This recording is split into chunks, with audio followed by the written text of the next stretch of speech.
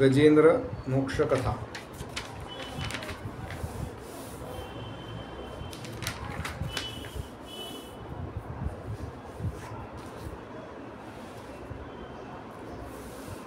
त्याच्यानंतर समुद्रमंथन कथा. समुद्रमंथन कथा ऐकली असेल सगळ्यांनी, बरोबर? हो. हां, ज्यांनी श्रीमद भागवत ऐकलंय त्यांनी गजेंद्र मोक्ष सुद्धा ऐकली असेल कथा. हो.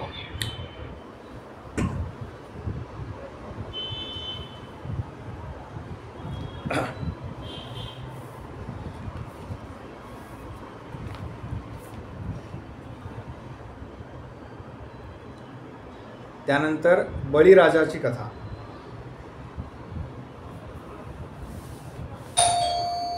आता बळीराजा कथेमध्ये भगवंतांचा कोणता अवतार आहे? वामन. वामन अवतार. म्हणजे त्याच्या पुढे लिहा किंवा खालती लिहा वामन अवतार कथा. नाहीतर मग काय होतं की वामन अवतार कथा केव्हा सांगायची किंवा ते स्पेसिफिक सांगितलंच नाही तू. तर बळीराजाची जी कथा आहे त्याच्यामध्ये भगवंतांचा वामन अवतार आहे.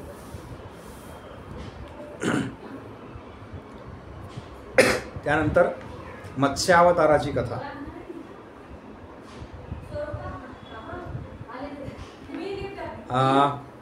भगवंतांचे हे सर्व जे अवतार आहेत ना त्या सगळ्याचं मिळून एक मंगलाष्टक आहे का कोणाकडे? ए दार लावा.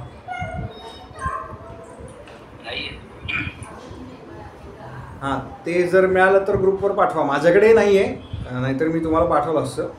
पण हे जे सगळे अवतार आहेत मी ऐकलं आहे एका ठिकाणी, अगदी सिनियर आजोबा होते त्यांनी म्हटलेलं आहे, पण ते त्यांच्याकडनं मागून घ्यायचं काही मला जमलं नाही त्या सगळ्या लग्नाच्या गडबडीमध्ये.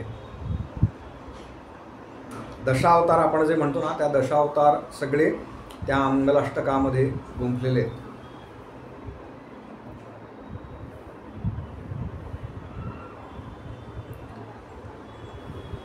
त्याच्यानंतर श्रीराम कथा. एकश्लोकी रामायण माहिती आहे सगळ्यांना?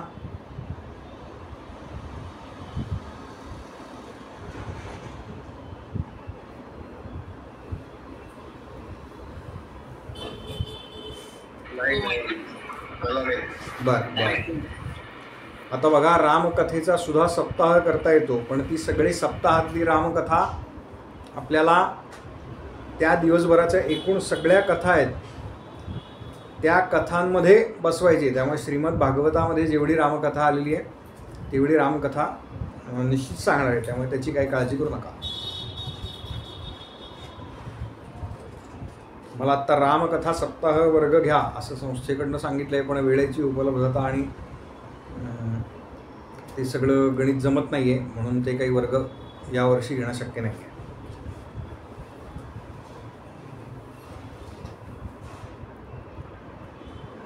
आता मला एक सांगा की राम अवतार आधी झाला आहे का परशुराम अवतार आधी झाला आहे? परशुराम.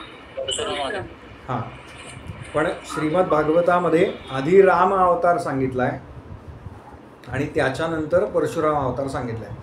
त्याच्यामुळे राम अवताराच्या कथेनंतर लिहा परशुराम अवतार. याचं कारण असं आहे, सीता स्वयंवराचा जो प्रसंग आहे त्याच्यानंतर परशुराम त्या ठिकाणी आले होते, आपल्याला कथा माहिती असेल. तर त्या स्वयंवरानंतर ज्यावेळेला प्रभू रामचंद्र आणि हे उर्वरित बंधू आणि त्यांच्या पत्नींसह परत निघाले त्यावेळेला तिथे परशुराम आले त्या धनुष्याचा आवाज ऐकून. तर ते कोण होते असं ज्यावेळेला परीक्षित राजांनी विचारलं त्यावेळेला परशुराम अवताराची कथा सांगितली आहे. म्हणून जरी परशुराम अवतार आधी झालेला असला तरी परशुराम अवताराची कथा मूळ भागवतामध्ये ही राम अवतारानंतर येते आणि ती त्याच क्रमाने सांगायची. आधी परशुराम अवतार झाला म्हणून परशुरामांची कथा आधी सांगायची नाही, कारण आपण मूळ ग्रंथ प्रमाण मानलेला आहे.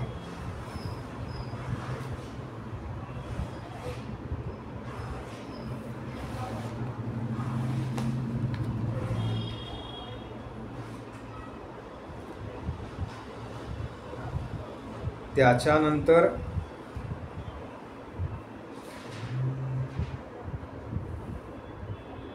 रामकथानंतर परशुराम कथा लिहू देत का तिथे?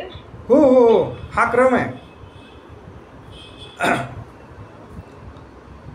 ती रामकथा परशुराम अवतार जरी आधी असला तरी मूळ भागवतामध्ये आधी राम अवतार सांगितला आहे आणि नंतर परशुराम अवतार सांगितला आहे. म्हणून आपण सांगताना सुद्धा आधी राम अवताराचीच कथा सांगायची आणि नंतर परशुराम अवताराची कथा सांगायची. त्याचं कारण मी आत्ता सांगितलं. आणि त्याच्यानंतर संपूर्ण कथा म्हणजे राम अवतार झाला की त्याच्यानंतर सगळं कथा या ग्रंथाचा जो चरित्र नायक असं ज्याला म्हणता येईल भगवान गोपालकृष्ण यांच्या वंशाकडे वळते. म्हणजे चांद्र वंशाकडे संपूर्ण ही कथा वळते. आणि त्याच्यामध्ये वसुदेव देवकी विवाह, वसुदेव आणि देवकी विवाह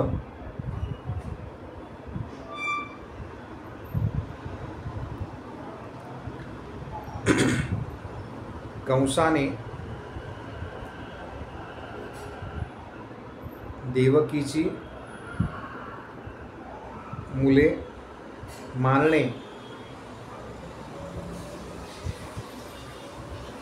आणि त्यानंतर भगवंतांचं प्रगटीकरण.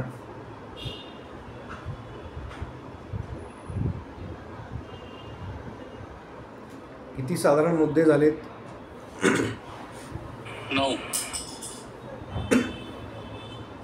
9. ठीक आहे, 8-9 या सगळ्याचा विस्तार आपल्याला त्या चौथ्या दिवसामध्ये भगवंतांचं प्रगटीकरण हा जो दिवस आहे तो चौथा दिवस आहे.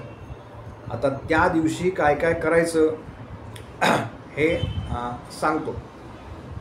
एकतर त्या दिवशी श्रीरामकथा आहे, त्याच्यामुळे प्रभू रामचंद्रांचा फोटो, प्रभू रामचंद्रांची प्रतिमा ही त्या ठिकाणी असावी अशी आपण काळजी घ्यायची.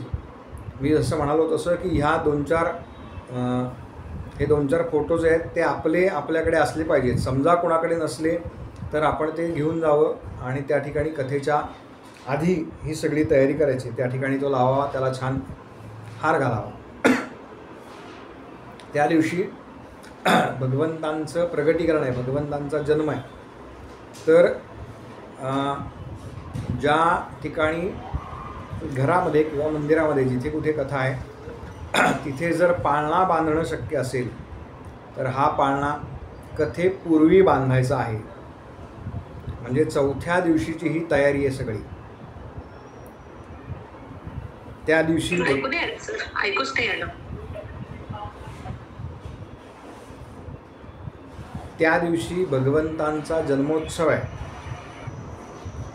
त्यामुळे पाळणा बांधायला सांगायचा. ज्या घरामध्ये किंवा ज्या मंदिरामध्ये ज्या ठिकाणी आपली कथा आहे त्यांनी त्या ठिकाणी पाळणा बांधायला शक्य असेल तिथे बांधायला सांगायचा. जिथे शक्य नसेल अनेक ठिकाणी देव्हाऱ्यामध्ये छोटासा पाळणा असतो. कुलदेवीचं जर काही कोणी करणारे असेल तर देव्हाऱ्यामध्ये असतो, काही ठिकाणी चांदीचा असतो छोटा, किंवा लाकडाचा छान कोरीव याच्यामध्ये अगदी लहान असतो, एवढ्या साधारणपणे 1 फूट किंवा 1.5 फुटाचा. तर तो सुद्धा त्या दिवशी तिथे ठेवायला हरकत नाही. अगदी मोठा पाळणा बांधला पाहिजे असं काही नाही. एका ठिकाणी तर तुम्हाला गंमत सांगतो की काहीच म्हणजे पाळणाही नव्हता आणि म्हणजे छोटा पाळणा पण नव्हता. साधारणपणे लॉकडाऊनचा सगळा जो कालावधी होता ना त्यावेळेचं मी सांगतो तुम्हाला. तर त्यावेळेला आपल्या घरामध्ये लहान मुलाला बसवण्याकरता जो पाळणा असतो, 2 त्याला पाय बाहेर काढण्यासाठी प्लास्टिक किंवा काय त्याला म्हणतात माहिती नाही, पाळणा झोका ज्याला म्हणतो आपण लहान मुलांकरता, तसा झोका बांधलेला आहे. आणि त्याच्यामध्ये देवातले जे गोपालकृष्णांची छोटीशी मूर्ती आहे ती ठेवलेली आहे. तर हे अगदी काय म्हणतात तुम्हाला वर्स्ट केस ज्याला म्हणतात ते सांगतोय मी. काहीच शक्य नसेल तर नका करू म्हणायचं, पण किमान पाळणा बांधू शकतो का आपण याची जरा चौकशी करायची. ते असावं. त्या पाळण्यामध्ये एक असोल्या नारळ, त्याला कुंची टोपडं घातलेलं म्हणजे वस्त्र नेसवलेलं हवं. असोल्या म्हणजे शहाळं जे आपण गाडीवरती विकत घेतो, तो मोठा नारळ त्या ठिकाणी त्या पाळण्यामध्ये किंवा बाकी काही मिळालं नाही तर जिथे आपण मुख्य पूजा मांडणार आहोत किंवा भगवंतांची मूर्ती ठेवणार आहोत, पूजा मांडणं हा वेगळा विषय, पण किमान मूर्ती तरी असावी भगवंतांची, तर त्या ठिकाणी त्याला छान कुंची घातली आहे किंवा टोपडं घातलं आहे, एखाद्या दुपट्यामध्ये तो गुंडाळून ठेवलेला आहे. अशा काही गोष्टी आपण मुद्दाम करायला सांगायचा. कारण हे सोहळे किंवा अशा पद्धतीचे कार्यक्रम हे वारंवार होत नाहीत.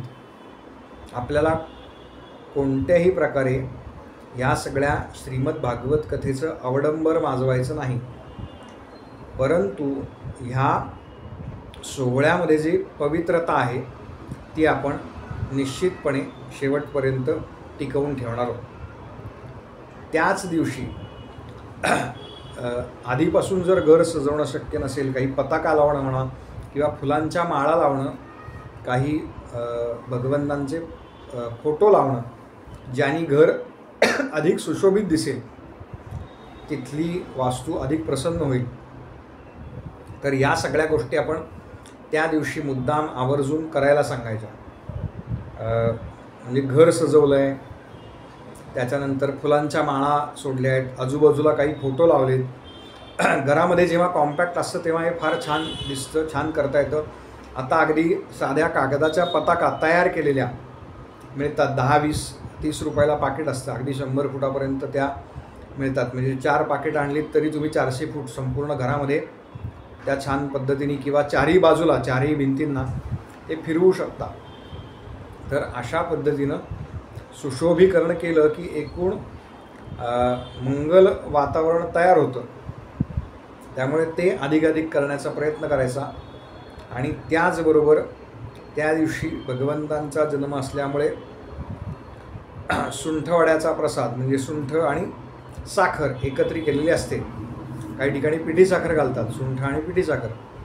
तर तो प्रसाद प्रामुख्याने या चौथ्या दिवशी, म्हणजे बाकीच्या दिवशी तुम्ही काय काय प्रसाद द्यायचं असे विचारतात किंवा आपल्यालासुद्धा प्रश्न पडतो घरी जर कथा असेल तर, की काय प्रसादाला केलं पाहिजे. अनेक ठिकाणी काही प्रसादाच्या वेळेला म्हणजे पोहे, उपमा, कारण 3-3.5 तास श्रोते बसलेले असतात, तेव्हा असं काही देतात. तर त्याच्याबरोबर चौथ्या दिवशी प्रामुख्याने सुंठवड्याचा प्रसाद सगळ्यांना दिला जाईल, याची काळजी घ्यायची. अजून या दिवसाबद्दल कोणाला काही शंका आहे का, कशा पद्धतीने काही साजरं करायचं किंवा कशा पद्धतीने करायचं. आता आपण म्हणजे हा जन्मोत्सव शेवटचा आहे, अगदी महिना अखेर ती प्रत्यक्ष कथा येईल या महिन्याच्या, पण तरीसुद्धा काही विचारायचं असेल तर आत्ता विचारून घ्या. काला पण करतात ना सगळं याचं? काल्याला वेळ आहे, पण भगवंताच्या जन्माच्या दिवशी नाही करत का? सुंठवडा, जन्माला सुंठवडा. हो, राम जन्म, कृष्ण जन्म, कधीही तुम्ही मंदिरात गेलात तर सुंठवडाच असतो जन्माच्या दिवशी. आणि रामाच्या याला पण, श्रीरामाच्या जन्माला पण सुंठवडा का दोन्हीचा मिळून एकदम? एकच. राम जन्म आपण साजराच करणार नाही ना, ही कथा मुळात रामकथा नाहीच आहे. बरोबर. राम कथा ज्या वेळेला होते त्यावेळेला पहिल्या दिवशी रामजन्म होतो. हां, आणि त्याच्या पुढे बाकी सगळ्या कथा असतात. म्हणून पहिल्या दिवशी सुंठवड्याचा प्रसाद आहे. इथे चौथ्या दिवशी दोन्ही कथा येतात, म्हणजे प्रभू रामचंद्रांचा जन्मोत्सव पण होतो आणि हे फुगे प्रकरण अवघड आहे, मला काही जमत नाही. आणि भगवंतांचा म्हणजे गोपालकृष्णांचा जन्मसुद्धा चौथ्या दिवशीच आपण साजरा करतो. त्याच्यामुळे हा जो सुंठवडा आहे हा दोन्ही म्हणून वाटायला हरकत नाही, म्हणजे रामकथेचा पण आणि म्हणजे प्रभू रामचंद्रांना जन्मांचा पण आणि भगवंतांच्या अवताराचा पण प्रामुख्याने त्याचा उद्देश हा आहे. हो हो. हा.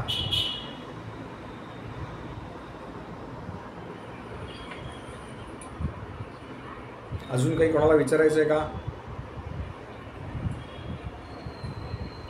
त्यात- रामकथेमध्ये रामजन्म येतो सर? काय नाहीये काय? काय प्रश्न नाही कळला. नाही, रामकथेमध्ये रामजन्म आहे का? जन्माशिवाय कथा कशी सुरू होणार? नाही, हा तेच, म्हणजे मग रामजन्माचा काही वेगळा प्रसाद नाही का? नाही. तेवढं एकच आहे सगळ्यांचा. प्रसाद हा कथेचा कुठलाच नाही आहे. बर. कन्फ्यूज होऊ नका. प्रसाद हा त्या दिवसाचा आहे. दिवसाचा, बरोबर. हा. लक्षात आलं. बरं, अजून एक प्रश्न आहे. श्रीकृष्ण जन्म हा गोकुळातला पकडाचा का तुरुंगातला पकडाचा, मद्रीतला पकडाचा? महत्वाचा आहे, कारण तिकडे गोंधळ झाला आमच्या इकडे. आमच्या जे श्रीमद भागवतामध्ये लोकांनी त्या तुरुंगामधलाच साजरा केला धडाधड. हा. ऍक्च्युली तो गोकुळामध्ये साजरा करायचा असतो ना. दोन्हीकडे करा, काय हरकत नाही भगवंतांना. बरं, ठीक आहे. महोत्सव साखर पण नेलं होतं का?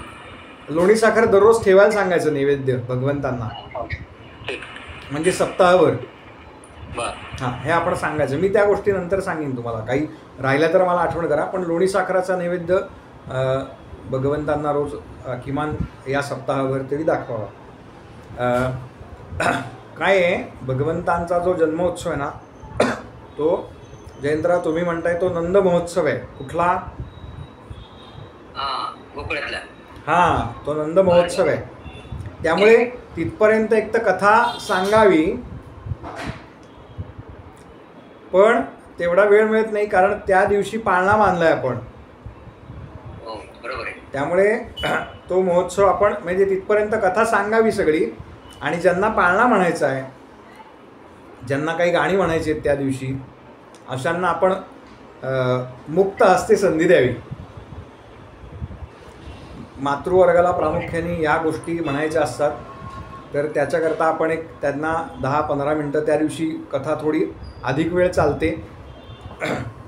तर श्रोते आता तयार झालेले असतात की तेवढी त्यांची मानसिकता असते, कारण चौथ्या दिवशी भगवंतांच्या जन्मापर्यंत आलेला असतं आणि तो सगळे सोहळे असतात. त्याच्यामुळे श्रोते थांबतात, ती काही काळजी नाही. त्यामुळे जन्म कारागृहात झाला आणि पुढे इकडे नेऊन ठेवलं आणि पाळण्यात ठेवलं इथपर्यंत, आणि आपण पाळणा म्हणूयात इथपर्यंत गेलं तरी चालणार आहे.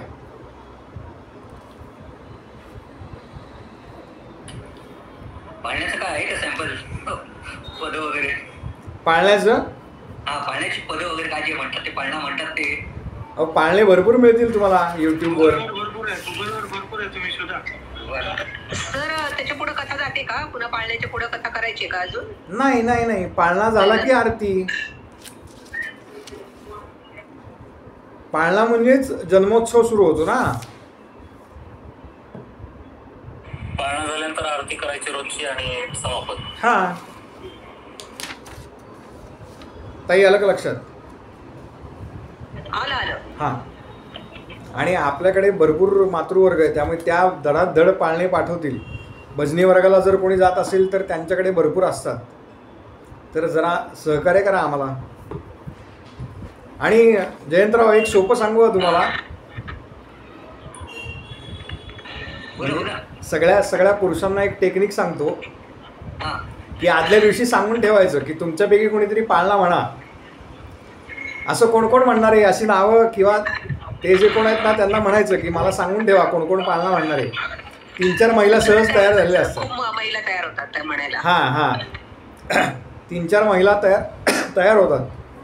आणि कारण असं सांगायचं की मी जर का पाळणा म्हणलो तर काय माझ्या घरातलंही कोणी झोपत नाही, त्यामुळे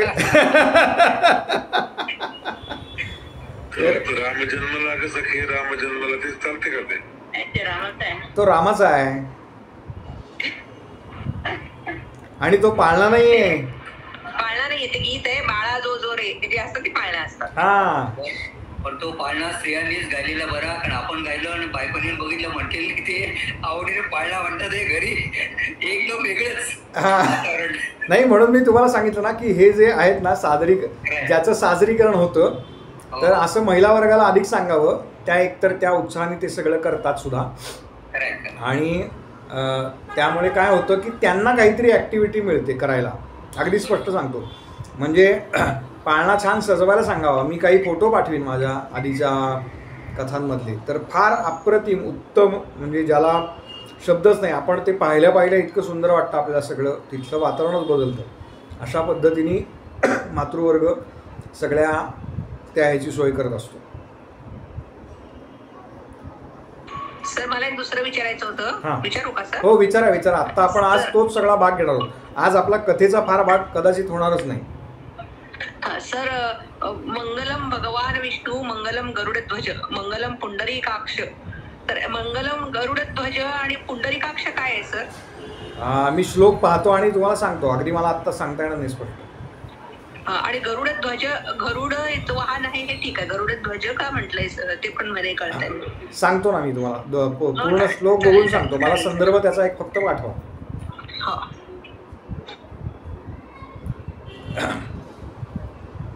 मंगलम पुंडरी काक्षाय आहे, काक्ष नाहीये. काक्षाय असा शब्द आहे तो. स्तुती आहे भगवंतांची. असं काहीतरी होतं, म्हणजे कोणीतरी व्यक्तिरेखा काही आहे. सांगतो मी जरा मला एक्झॅक्ट कल्पना नाही, मी विचारून सांगेन तुम्हाला. मला श्लोक पाठवा तो. हा, अजून काही विचारायचं आहे का?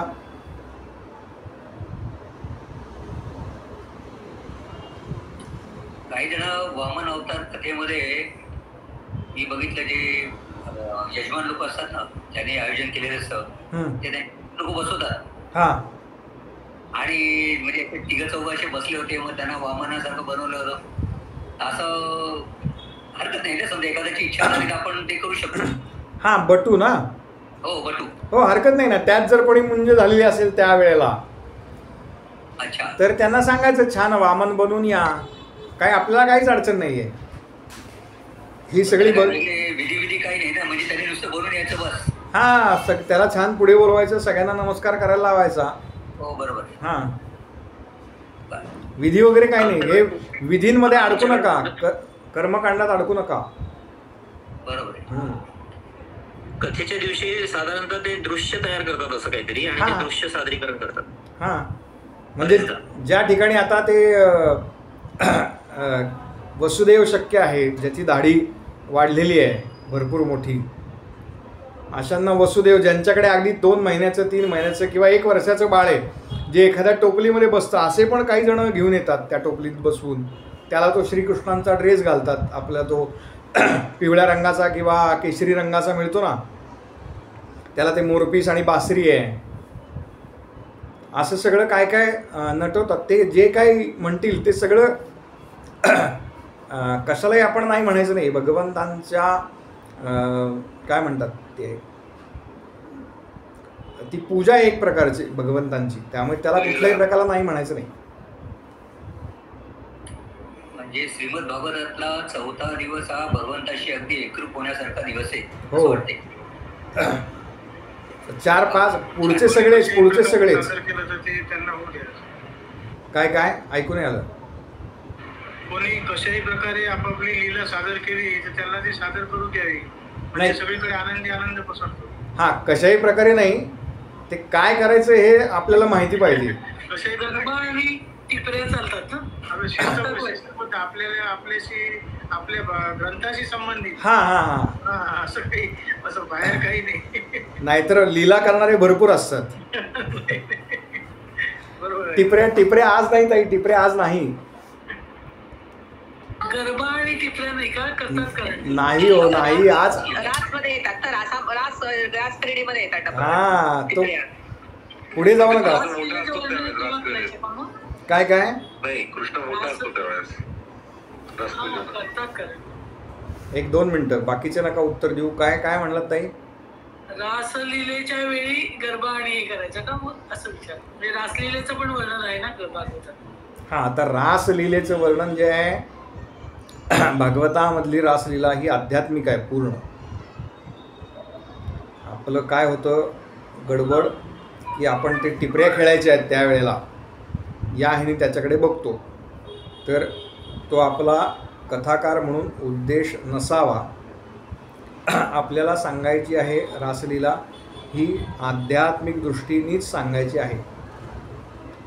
भक्ती, ज्ञान आणि वैराग्य ह्या 3 गोष्टी प्रामुख्याने आपल्याकडून प्रतीत झाल्या पाहिजेत. त्याच्यामुळे या सदरामध्ये बसणाऱ्या कथा त्याच पद्धतीने सांगाव्या. आता रास जी आहे आणि रासक्रीडा 2 प्रकार आहेत रासेमध्ये. एक आहे रास आणि एक आहे महारास. तो त्या वेळेला सांगेन मी. तर रासक्रीडा सांगत असताना ही भक्तीची परमोच्च पायरी आहे हे सांगून आपण ते सांगावं. त्यामुळे त्या वेळेला जर काय गरबा खेळणार असतील किंवा टिपऱ्या खेळणार असतील तर ते साधारणपणे 2-2.5 मिनटाच्या वर होऊ नये याची काळजी आपण घेतली पाहिजे. नाहीतर 15-15 आणि 20-20 मिनटं जर 30 गाणी चालली तर ते चुकीचं आहे. गुरुजी 2-2.5 मिनिटं स्त्रियांना सांगणं अशक्य आहे. कारण साधारणतः 10 ते 15 मिनिटं जातात. मी श्रीमद भागवत कथा बघितली, तुम्हाला सांगतो ठीक आहे कोणाचा भाव दुःखाचा नाही काही नाही. आमचे ते गुरुजी होते ते म्हणाले ठीक आहे 15 मिनिटं काय अर्धा तास करा, काही हरकत नाही कारण म्युझिक चालू आहे. नाही एवढा वेळ नसावी असतो काही ना वाटतं. पण अजून एक थोडं महत्वाचा प्रश्न मला विचारायचा आहे. अहो श्रीमद भागवतात मी एक बघितलंय की कित्येक स्त्रिया उठतात आणि आता समजा धरून चला आपण ओम नमो भगवते वासुदेव म्हणतोय किंवा श्रीकृष्ण गोविंद हरे मुरारे जे काय असेल ते त्या पदाच्या वेळी प्रत्येक जण एकदम काहीतरी हे करतात हो, म्हणजे काय म्हणतात नाही काय असं म्हणतात त्याला काय म्हणतात भक्तीने नाचतात म्हणतात ना जे, म्हणजे तल्लीन होऊन वगैरे. तर सुरुवातीला जरा असं काय म्हणतात ना एकदम पहिल्याच दिवशी किंवा पहिल्याच वेळी असं एखादं झालं की थोडंसं आपल्याला काय म्हणतात एखादं ऑब्स्टेकल आल्यासारखं वाटतं, अवघड वाटतं एकदम, म्हणजे कारण आपल्याला बघायची सवय नसते. पण नंतर त्या काय एक उठली ना की मग दुसरीकडे बघते का तू उठला आज उठली नाही की दुसऱ्या दिवशी 2 दुसरे उठतात, मग 4 उठतात, मग 6 उठतात. मग ते काय होतं ते श्रीकृष्ण गोविंद हरे मुरारे राहतं बाजूला आणि 8-8 जण त्याच्यात राहतात हो. आणि मग ते काय होतं ते 2 मिनिटं का 3 मिनिटं चालत नाही, ते 15 मिनिटं चालतं श्रीकृष्ण गोविंद हरे मुरारे. चालेल का असं काही? हे केव्हा होतं माहितीये का? जेव्हा आजूबाजूला बेंजो पार्टी असते. फार वाईट शब्द आहे हा. बरं. तर आपला 2 तासाचा कार्यक्रम असेल त्याच्यात 15-20 मिनिटं याच्यातच गेली तर आपली कथा व्हायची कशी, हा मोठा प्रश्न आहे. संकटच येते म्हणजे. नाही म्हणून तर मी तुम्हाला म्हणलं ना की बाकीच्या गोष्टी ज्या आहेत ना त्या तुम्ही टाळण्याचा प्रयत्न करा सुरुवातीला. नामस्मरण असावं, पण ते किती असावं तर तिथे येणारा जो सगळा श्रोतृवर्ग आहे तो त्या सगळ्या कथेशी एकरूप होण्याकरता म्हणून जे काय आहे किंवा एका कथेतून दुसऱ्या कथेत किंवा आता जसं विचारलं की भक्तिदेवी आल्या त्या कथेमध्ये, पहिल्या कथेमध्ये नारदांची आणि भक्तीची भेट जिथे भागवताची सुरुवात होते तिथे भक्तिदेवींच्या मुखामध्ये हे शब्द आहेत श्रीकृष्ण गोविंद हरे मुरारे. तर भक्तिदेवींनी याचा जय जयकार केला आणि आता आपण सगळेजण याचा जय जयकार करू. मग तो किती वेळा करावा तर तो 5-7 वेळा करावा. तो 10 मिनिटं करू नका, नाहीतर मग नाचायलाच लागणार ना लोक. तुम्ही ते मागे ढॅंडण चालू केलं की काय मानवी स्वभाव आहे त्याच्यात काही त्यांना दोष देण्याचा अर्थ नाही. आणि काय होतं आपले आता जशी माझी पुतणी उठली ती मला बोलली काय रे तू उठला नाहीस, ते एकाच्याकडे बघतात दुसरीकडे बघतात, 1-2 पुरुष उठले की 4 पुरुष उठतात. मग ते असं होतं म्हणजे थोडक्यात ठीक आहे भक्तिभाव आहे वगैरे सगळं मान्य आहे, पण थोडं प्रत्येक विचारावर बोलू शकतो. खूप चांगलं आहे असं लोकांचं म्हणजे काहीतरी एक हे आहे काहीतरी तो भाव आहे की बाबा याच्यात आपण मन मोकळेपणाने भक्तिभावाने थोडंसं तल्लीन व्हावं म्हणजे नाचावं थोडक्यात, म्हणजे असं म्हणतो. मला असं वाटतं बोलू का या विषयावरती? गुरुजी असं आहे की मी आता जी कथा अटेंड केली म्हणून मला सांगावं असं वाटतं या विषयावरती, कारण हा विषय निघाला तिथे.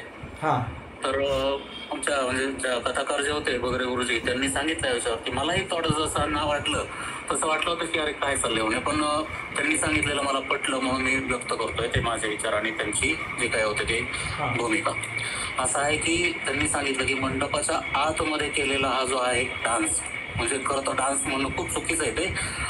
त्यांनी त्यांचे जे काही सादरीकरण केलं तर ते त्याच्या मागची भावना जी आहे ती बिभत्स किंवा अशा स्वरूपाची नाही आहे. तर उलट जे आहे ते भगवंताच्या भक्तीनं तुम्ही लीन होऊन ते केलेलं आहे ना तर तुमचे आजार वगैरे त्याच्यातून दूर होण्याची अशा प्रकारचा तुम्हाला कृपाशीर्वाद मिळण्याची शक्यता आहे असं त्यांनी सांगितलंय. आणि इथं कुठल्याही प्रकारचं असं काही कोणी कोणाला आग्रह केलेला नाही, एकमेकांना ओढलंय असंही नाहीये. स्वतःहून जे आणि काही प्रदर्शनही करत नाहीये कोणी की मी किती छान नाचते बघा म्हणून, असं पण करत नाहीये कोणी. तर ते जे आहे तर आपले शारीरिक व्याधी जे आहेत त्याच्यातून दूर होतात, जे मांडवाच्या आतमध्ये केलं गेलंय. मंडपाच्या आतमध्ये तुम्ही बाहेर केलं तर ह्याला शून्य किंमत आहे, पण इथं मंडपाच्या आतमध्येच तुम्ही करताय तर तो भगवंताचा तुम्हाला कृपाशीर्वादच त्याच्यात नाही होणार, तुमची शारीरिक व्याधी दूर होण्यास मदत होणार आहे असं त्यांनी सांगितलेलं आहे. म्हणजे जे त्यांनी घ्यावं हे बरोबर आहे.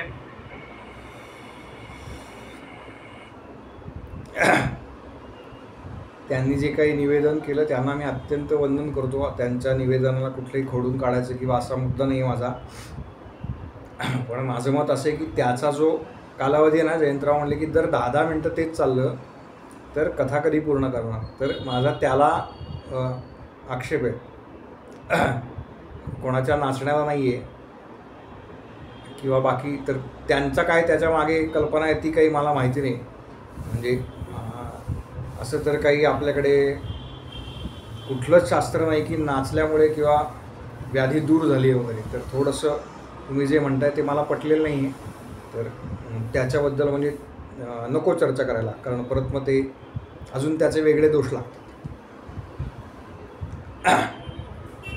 अजून एक शंका आहे. हां, आज शंका विचारा. आपण तेवढाच घेणार आहोत, आज काही वेगळा म्हणून मुद्दा मी आधी तेवढ्याकरता मी आधी 4थ्या दिवसाचं का हे दिलं, क्रम का दिला, तर शेवटच्या ह्याच्यापर्यंत म्हणजे भगवंतांचा जन्म आणि त्या दिवशीचं जे काही सादरीकरण आहे किंवा तुम्हाला अजून काही सुचलं तर ते तुम्ही कथा पूर्ण होईपर्यंत म्हणजे तो दिवस पूर्ण होईपर्यंत सांगू शकता, अशा आहे. हां बोला. आता ते एक अशी हे आहे की आता जसं मी म्हटलं नैमिषारण्यात आम्ही जे श्रीमद भागवत ऐकायला गेलो होतो तर त्यांनी ते राधे राधे आणि मग राधेचं ते खूप वेळ चाललो. पण नंतर मी आता आपण युट्यूबवर काही बघतो तसं मी पहिल्यांदा अभ्यंकरांचं बघितलं तर त्यांनी सांगितलेलं श्रीमद भागवतामध्ये कुठेही राधेचा उल्लेख नाहीये. तर तुम्ही राधे राधे म्हणतातच कसं? नाही, ते नामस्मरण आहे. बघ, नामस्मरण म्हणून आहे. तर हे याच्यावर काही म्हणजे आता बघा हे कृष्ण म्हटलं काय तसं काही नाहीये, पण त्यांचं म्हणणं असं कुठेही राधेचा उल्लेख नाहीये. जे लोकांना वाटतं श्रीकृष्णाची राधा आहे. राधेय म्हणजे श्रीकृष्ण नाही बरोबर आहे. पण कसं आहे आता जोशी साहेब आपलं कसं झालं माहिती का, लहानपणापासून जसं ते जाड्या पहा म्हटलं आलं ना, ते आम्ही जाड लोकांच्याकडेच पाहायचो, म्हणजे आपल्याकडे चुकीचे उच्चार व्हायचे. तसंच राधा आणि कृष्ण आली ना की आपल्या डोळ्यासमोर ते एक मुलगी आणि एक मुलगा, बरं का, आपल्या डोळ्यासमोर लहानपणापासून आलेलं चित्र उभं केलं गेलंय ते. आता ते नंतर आपल्याला हळूहळू कळतं की राधा म्हणजे कृष्ण आणि कृष्ण म्हणजे गोपी आणि गोपी म्हणजे सगळेच, बरोबर आहे, हे नंतर कळतं. पण सांगायचा उद्देश म्हणजे काय, त्यांनी सांगितलं की राधेचा कुठेही उल्लेख श्रीमद भागवतामध्ये आलेला नाही. योगीच लोक राधेच्या नावाने श्रीकृष्णाच्या नावाने खडे फोडतात, बरं का. त्याच्यातलं जरा थोडासा हा प्रश्न आहे, ही शंका आहे, ते शंकेचं निराकरण आपण करून घेतलेलं बरं, की ऍक्च्युली खरं श्रीमद भागवतात काही नाही आहे ना असं काही उल्लेख, आणि लोकांनी जर राधे राधे म्हटलं तरी चालू शकतं का? हां, बहुतेक मी मागच्या वेळेला मागे कधीतरी सांगितलं आहे की राधादेवी ज्या होत्या त्यांचा उल्लेख श्रीमद भागवतामध्ये नाही. काही ठिकाणी त्यांचा उल्लेख या व्यासांचा सद्गुरू म्हणून येतो आणि सद्गुरूंचं थेट नाव घेत नाहीत असा प्रघात आहे किंवा अशी काय म्हणतात नियम आहे ज्याला, त्याच्यामुळे सद्गुरूंचा नामोल्लेख करू नये असं म्हणतात. त्यामुळे राधादेवींचा उल्लेख भागवतामध्ये नाही.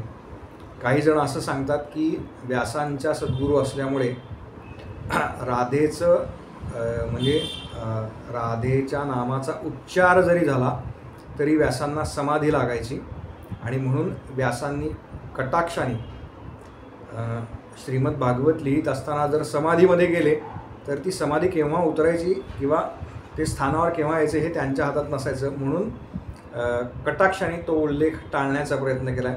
एवढी त्यांची जबरदस्त साधना होती असं म्हणतात. आणि त्याला पर्याय म्हणून श्रीमद भागवतामध्ये अनेक वेळेला एक गोपी असा उल्लेख आहे. एक गोपी म्हणजे काही ठिकाणी त्या राधादेवी आहेत असा उल्लेख आहे. ज्या वेळेला रासक्रीडा झाली, तर आपण थोडंसं पुढे जाऊयात, कारण राधादेवींचा उल्लेख निघाला आहे किंवा जयंतरावांनी जो उल्लेख केला की आपल्याला राधाकृष्ण म्हटल्यानंतर एक मुलगा आणि एक मुलगी असं स्वाभाविकपणे चित्र डोळ्यासमोर येतं. तर ज्या वेळेला रासक्रीडेचा उल्लेख आहे श्रीमद भागवतामध्ये, त्यावेळेला भगवंतांचं वय व्यवहारातलं हे 7 ते 8 वर्षांचं आहे. त्याच्यामुळे राधा आणि कृष्ण ह्या 2 नावांमध्ये ज्या वेळेला आपण ही 2 नावं एकत्र उच्चारतो किंवा अनेक वेळेला आत्ता जे गरबा किंवा दांडिया याचं जे बिभत्स स्वरूप सगळ्या एकूण या दांडिया प्रकरणं जेव्हा चालतात कोजागिरीमध्ये, नवरात्रीमध्ये क्षमा करा, तर त्याचं जे बिभत्स स्वरूप आहे दुर्दैवाने आपण त्याच्याकडे तशा पद्धतीने पाहतो. पण भगवंतांचं वय हे 7 ते 8 वर्ष आहे. त्यामुळे 7 ते 8 वर्ष वयाच्या मुलाला अगदी व्यावहारिक पातळीवरती बोलू आपण, तशा पद्धतीचं कुठलंही आकर्षण दुसऱ्या देहाबद्दल नसतं. मुळात ते देहामध्येच नाही आहेत. त्याच्यामुळे स्त्री देह आणि पुरुष देह अशा पुन्हा 2 वेगवेगळ्या पातळीवरती ते नाहीच. आणि ज्या एक गोपीचा उल्लेख आहे तिचं वय जवळजवळ 70च्या पुढे असा उल्लेख आहे. त्यामुळे ती गोपी ही भगवंतांच्या वयाची होती आणि राधाकृष्ण अशा पद्धतीने जे जोडलं जातं ते अत्यंत चुकीचं आहे. हां, नामोल्लेख करायचा का, तर नामोल्लेख करायला काय अडचण नाही. राधे राधे जपो चले आएंगे बिहारी. हां, कोणत्याही नावाचा जप करायला हरकत नाही. हां, म्हणजे अनेक वेळेला होतं असं की रामचंद्रांचा जप होतो किंवा आपण आता समजा कल्पना करा तुम्ही देवीचं म्हणजे देवी भागवत ऐकताय, तर किती देवीचे जप तुम्हाला माहिती आहेत, तर अगदी मोजून 2 किंवा 4 माहिती असतात. तर त्यावेळेला भगवान श्रीकृष्णांच्या नावाचा जप होतो, नारायण नामाचा जप होतो, राधाकृष्णाचा जप होतो, श्रीकृष्ण गोविंद हरे मुरारे, श्रीराम जय राम जय जय राम, हे जे सगळे मंत्र आहेत ना, हे फक्त नावं नाही आहेत, हे महामंत्र ज्याला म्हटलं जातं ते आहे. त्यामुळे कुठलेही मंत्रोच्चार किंवा जप या पद्धतीनं करायला कुठलीही अडचण नाही.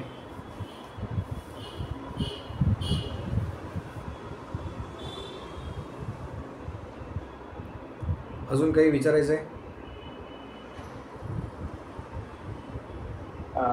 सहज म्हणून सांगतोय की आम्ही आमच्याकडे 2008ला भागवत कथा केली होती. बर. आणि त्यावेळेस आता ती जिथे करतो त्याला अनुसरून हे सगळा प्रसंग किती मोठा करायचा हे अवलंबून असतं. घरात केली तर छोटी होते. आम्ही आमच्या बाजूला एक मोठं मंदिर आहे तिथे केली होती. त्याच्यामुळे मग तिथे ते लिखावे वगैरे सगळं केलं होतं. आणि हे जे आता विषय निघाला की दांडिया खेळणे, तर ते एकदा असं एका म्हणजे मला वाटतं 4थ्याच दिवशी असावी होती की कुठल्या दिवशी असावी होती, थोडंसं 2-4 महिलांनी केलं होतं ते तसं थोडंसं.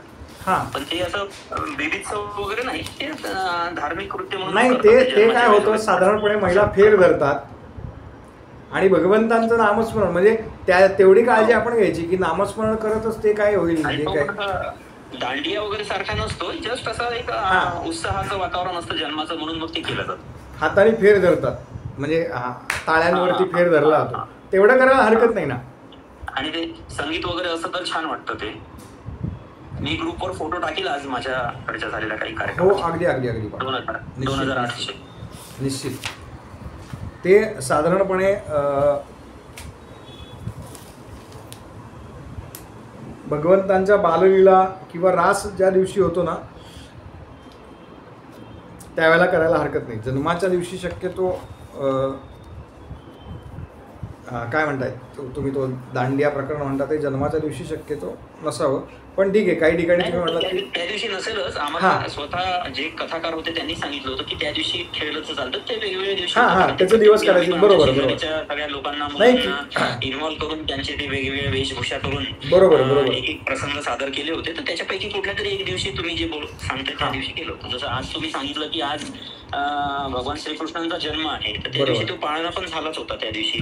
आणि ते टोपलीमध्ये एक लहान मुलाला बसून वगैरे ज्यांच्याकडे ते सगळं आठवते आम्हाला ते सगळं. ज्यांच्याकडे जे उपलब्ध आहे ना, म्हणजे लहान बाळ आहे समजा बाबा 1 वर्षाचा आहे मुलगा, तो बसू शकतो, किंवा अगदी 6 महिन्याचं काही जण घेऊन येतात, त्याला तो श्रीकृष्णांचा छान ड्रेस मुकुट घालतात, बासरी खोवतात आणि वातावरण आणि हे एकदम छान सगळं राहतं त्याच्यामुळे सगळं असं हो ते करतात, छान करतात. मंगलमय होतं. अगदी अगदी. सर मी एक विचारू का? हा विचारत आहे. सर आपण हे आता कथेबद्दल बोलतोय की आपल्याला त्यांनी कथा म्हणून आपल्याला सिलेक्ट केलं, म्हणजे कोणाच्या घरी आता भागवत सप्ताह करायचा आहे, कुणाच्या वतीने करायचं आहे, त्यांनी आपल्याला आमंत्रण दिलं की तुम्ही कथा करा म्हणून. पण याची पहिल्यांदा सकाळी संस्कृत संहिता जी वाचतात ते वेगळे असतात, म्हणजे प्रोसेसच पूर्णतः वेगळी आहे ना सर. म्हणजे पूर्ण भागवत कथा हा पूर्ण सोहळा वेगळा आहे, आपल्याला त्यात आपण एक पार्ट आहोत. संध्याकाळचा आपण एक पार्ट आहोत किंवा कथेचं निरूपण करणं आपलं हे आहे, पण सकाळचं त्याच्याशी रिलेटेड असायला पाहिजे ना ते. मग तेच ज्याचं निरूपण आपण संध्याकाळी करतो ना, तेच स्कंद सकाळी वाचले जातात संस्कृतमधून. मग ते संस्कृतमध्ये वाचत ते पण आपण असतो का आपणच असं, म्हणजे दुसरे असतात का?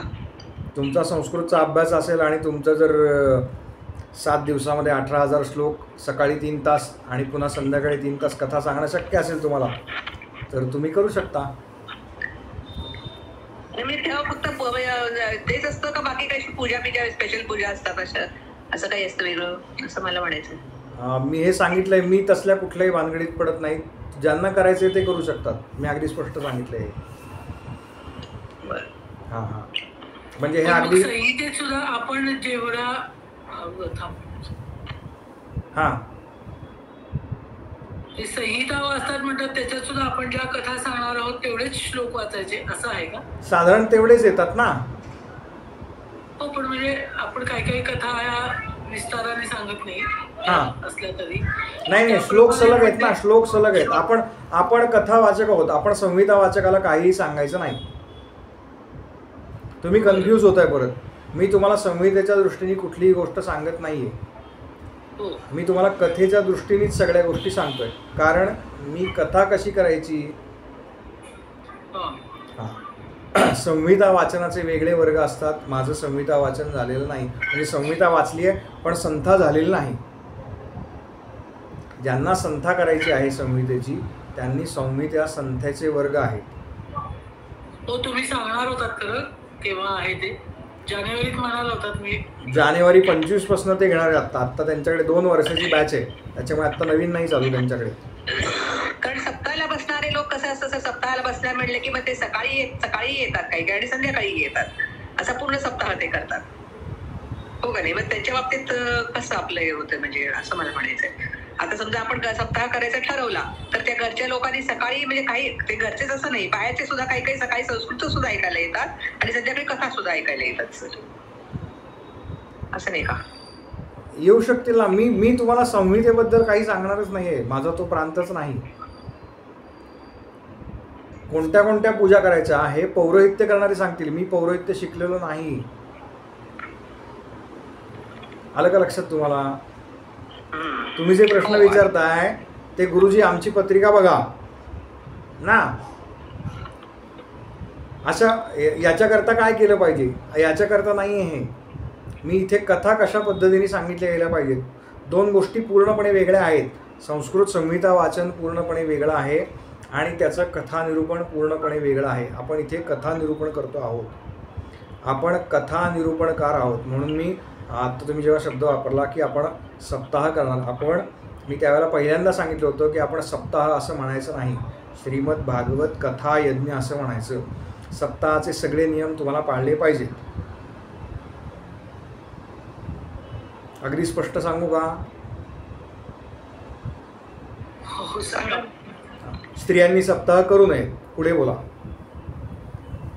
हो ना, ते तर आहेच सर. म्हणजे आमच्याच घरी करायचं झालं तर आम्हाला कुणाला तरी बाहेरच्यांना बोलवावं लागेल. एक तर तयारीसाठी आम्ही गुंतलेले असणार आणि कथाही आम्हीच करणार, असं नाही होणार.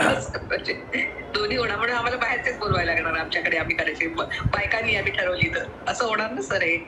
आणि बायकांनी मी तर कुठे, म्हणजे माझ्या ऐकण्यात तरी फार कमी महिला भागवत कथाकार आहेत. म्हणजे मग त्याचं कारण तेच आहे, म्हणून तर तुम्ही त्याच्यात अडकू नका असंच मी सांगतोय. माझा उद्देश मूळ वेगळाच आहे.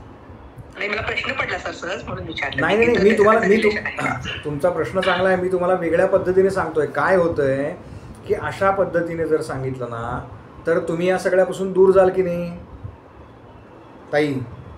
हो हो हो. मग हे चुकीचं आहे ना. भक्ती करण्यापासून कोणी तुम्हाला थांबवू शकतं का? नाही. मग आपण हा सगळा प्रकार मी हे अनेक वेळा पुन्हा पुन्हा सांगितलंय की आपण हे करतोय हे अत्यंत शुद्ध मनाने आणि आपण भगवंतांची भक्ती करतो आहोत एवढी एकमेव भावना डोक्यात ठेवून ह्या सगळ्या कथा करायच्या आहेत. कर्मकांडामध्ये कुठलीही अडकायचं नाही. तुम्ही एकदा कर्मकांडामध्ये अडकलात की ते एकतर व्यवस्थित पूर्ण झाले पाहिजेत, नाहीतर त्याचे दोष जे आहेत अर्धवट याचे ते पण तुम्हाला लागणार. त्यापेक्षा त्या बाजूला जाऊच नका. काय संहिता न वाचता भागवत कथा सांगता नाही येणार का जे आपण करून आलो नेहमी? येतं ना, मी तेच तर सांगतोय. संहिता वाचायची आवश्यकताच नाही ना. नाही, आता संहिता वाचन हळूहळू कमी होत चाललेलं आहे. याचं कारण आहे संहिता वाचक तेवढे मिळत नाहीत. ज्यांच्या विचारायचं होतं सर, मला पण हेच विचारायचं नेमकं की म्हणजे बाबा ते असायला पाहिजे का बरोबर? नाही असं कोणतंही बंधन नाही. ज्या ठिकाणी सहज उपलब्ध आहे, ज्या ठिकाणी सहज शक्य आहे अशा ठिकाणी तुम्ही जे कोण संहिता वाचक आहेत ते आणि ज्यांच्याकडे कथा आहे असे यजमान अशांची परस्पर गाठ घालून द्या. त्या भागात तुम्ही पडू नका. कारण नाहीतर काय होतं की आपण त्याच्यामध्ये पुन्हा मग ते तुम्ही सांगितले होते अशा पद्धतीने आपण त्याच्यामध्ये अडकतो. त्यामुळे माझं तुम्हाला अगदी प्रामाणिक मत सांगतो, तुम्ही केवळ त्या ठिकाणी जाऊन कथा करा. तुम्ही कथा वाचक म्हणून जा, कथाकार म्हणून जा. या सगळ्या सोहळ्यामध्ये तुम्ही भाग घ्या. पण संहिता वाचन हा पूर्णपणे वेगळा विषय आहे. त्याच्याकरता संस्कृतचं तेवढं ज्ञान पाहिजे.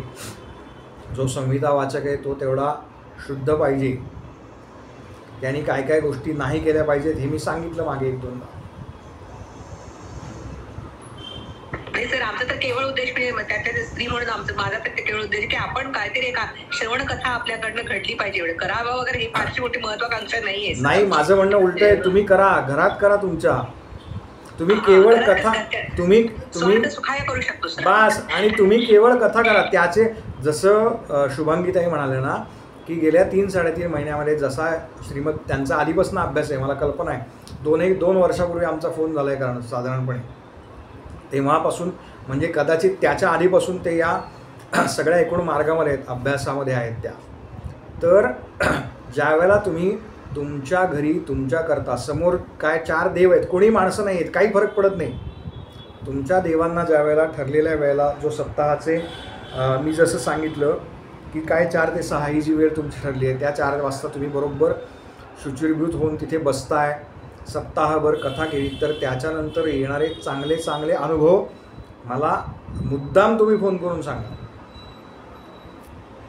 तुम्ही हे खूप छान आहे सर. एक लक्षात घ्या, गुरुचरित्र संक्षिप्त गुरुचरित्र जरी म्हणजे मी संक्षिप्त गुरुचरित्र वाचते चालेल, तर त्या दिवशी मी देवाच्याच खोलीमध्ये झोपते गोमडीवरती. त्या दिवशी मला एवढं छान वाटतं, म्हणजे खूपच छान वाटतं. तर बघा आता हे छान वाटणं जे आहे ना तर त्याचं वर्णन नाही करता येत.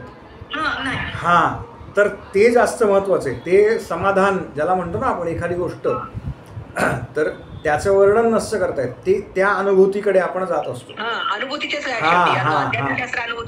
करेक्ट. म्हणून त्या पद्धतीने म्हणून तुम्ही या कुठल्याही भागामध्ये अडकू नका. एकदा तुम्ही त्याच्यात अडकलात की त्यातनं बाहेर येणं फार अवघड आहे.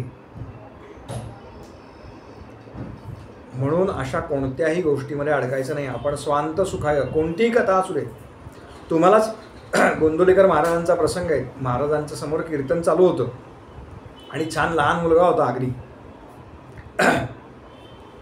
तर कुठला तरी भावविभोर प्रसंग तो सांगत होता. महाराजांच्या डोळ्यातून अश्रुधारा वाहत आहेत, गळा गळा गळा गळा गळा गळा. महाराज देहामध्ये होते, प्रत्यक्ष महाराजांसमोर चालू आहे. तर त्यांच्या शेजारी कोणीतरी बसलं होतं. तर ते महाराजांना म्हणाले, महाराज काय रडताय तुम्ही एवढं, अहो किती नाही का, म्हणजे अगदी काही भावविभोर प्रसंग पण नव्हता तरी तुमच्या डोळ्यातनं घरा घरा गळा गळा पाणी येतंय, काय काय एवढं, म्हणजे काय तुम्ही त्या ह्याच्याकडे बघताय. तर महाराज म्हणले, माझा राम त्याच्या तोंडातून काय चुटू चुटू बोलून घेतोय बघ ना. तर ही आपली भावना पाहिजे प्रत्येक वेळेला. जे काही माझ्या मुखातनं येते ते भगवंतांना वाटते म्हणून ते माझ्या मुखातनं बाहेर पडते, या भावनेनेच तुम्ही आणि जो शब्द आत्ता वापरला तो अत्यंत योग्य आहे की स्वांत सुख आहे.